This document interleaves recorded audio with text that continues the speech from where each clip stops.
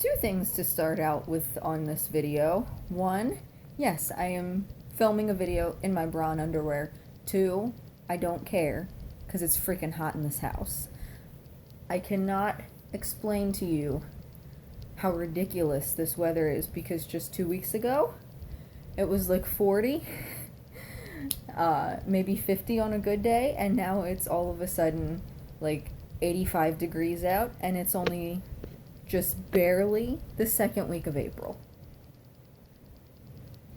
I don't know how to wrap my mind around this because it's only the freaking second week of April and I'm supposed to be due the second week of May. Like, if it's this hot now, I can't even. It cannot be. What? Oh.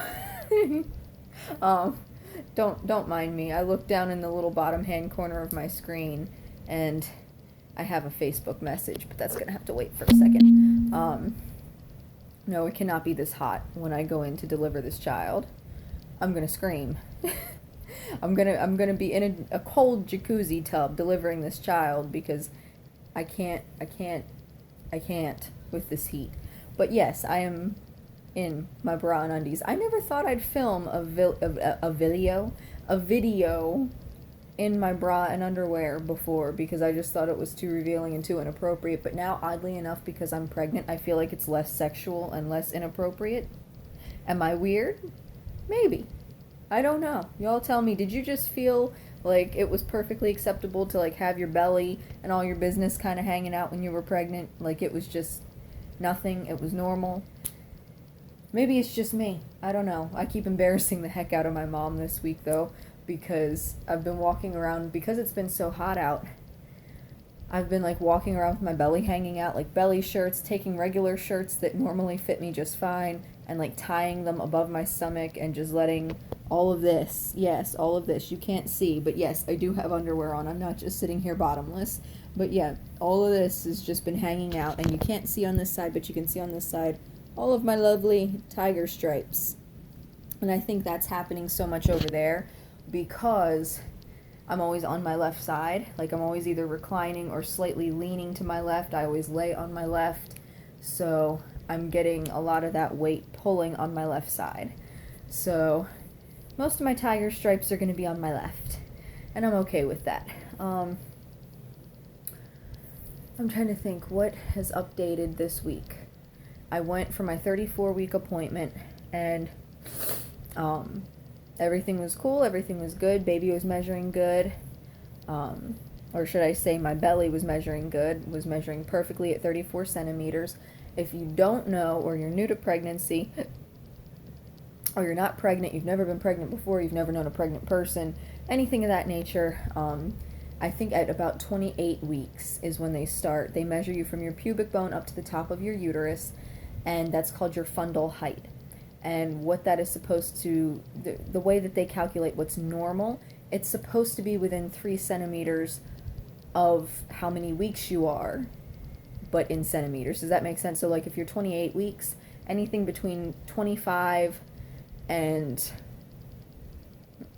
28, 29, 30, 31. I'm terrible at math. Give me a second here. Anything between 25 and 31 centimeters is okay. 28 would be ideal, though, if you're at 28 weeks. So I was measuring 34 centimeters. Baby's heart rate was great again, as usual. I feel like I have absolutely no room. Like, this baby is all up in my ribs, up under my ribs, up in my lungs. It feels like he could just stick a foot up into my esophagus right about now. But, yeah, 35 weeks, and I am super excited because full term, where I'm delivering at, is considered anywhere between 37 and 40. So I'm hoping that this child just decides to come at 37 weeks. I'm really, really rooting for that because I am so done.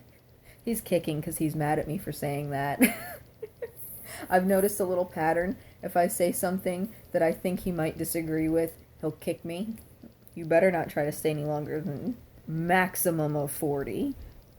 Don't pull any of this 41, 42 week stuff. I can't do all that, no. But yeah, I went in for blood work again this week. because my iron was low at my 28-week appointment.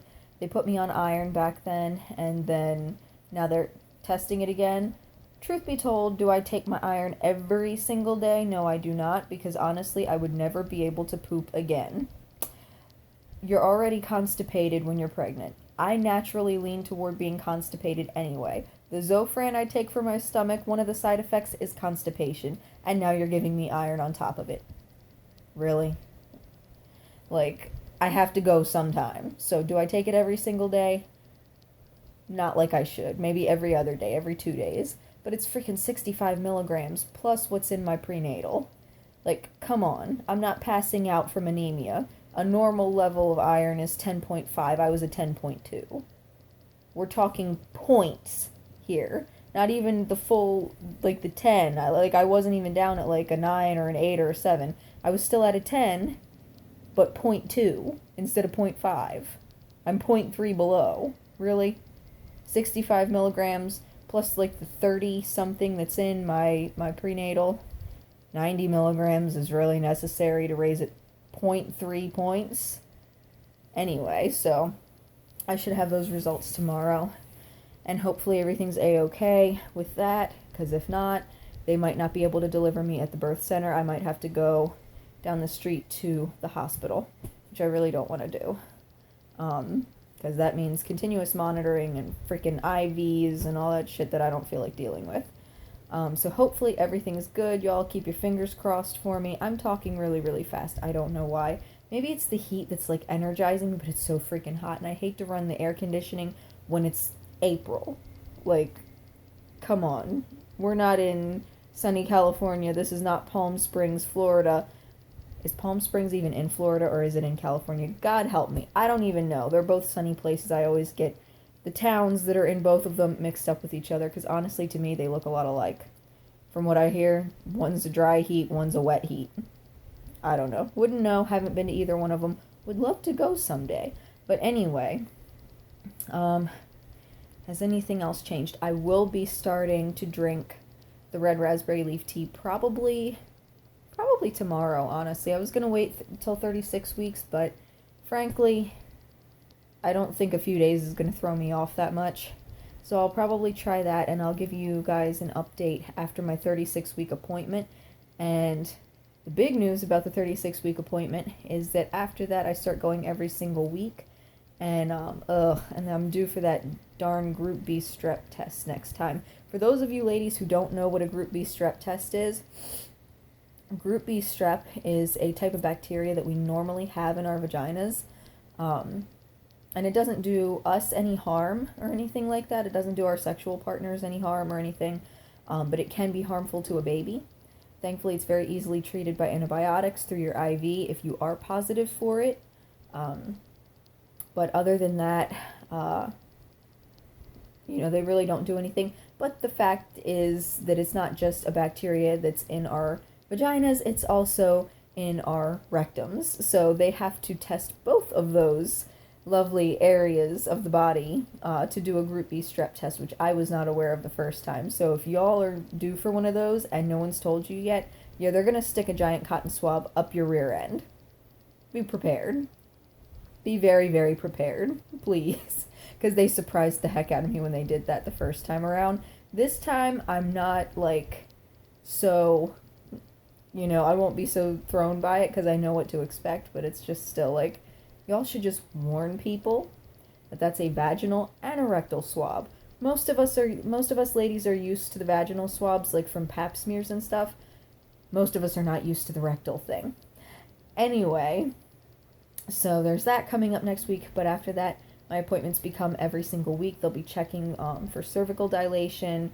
I'll be keeping my eye out for losing my mucus plug.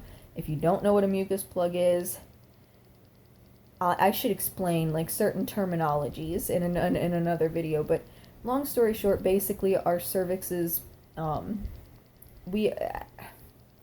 did I hear it? It's not technically one big clump or one big plug.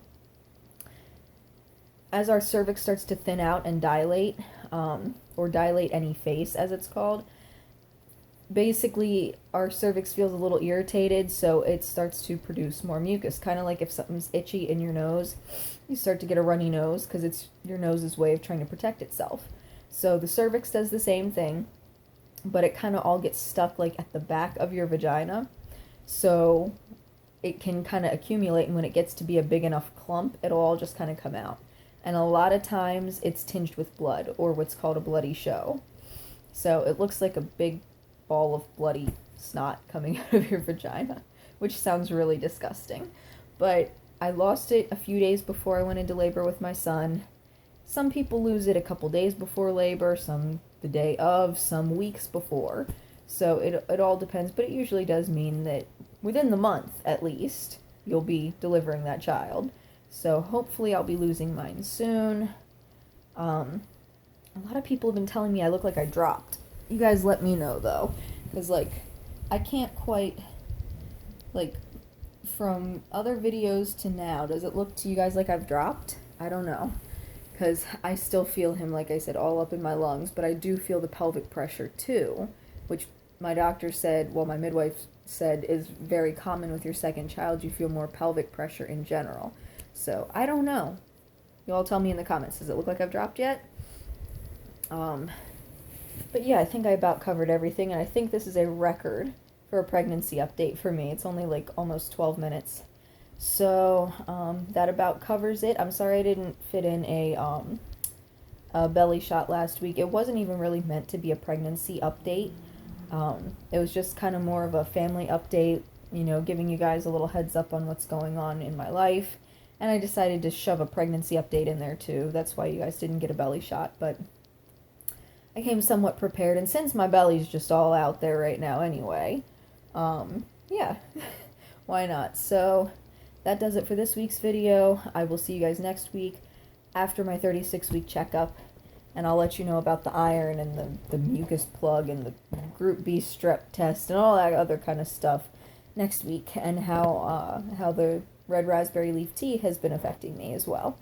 So, until then, thank you guys for watching, and I'll see you in the next video. Bye.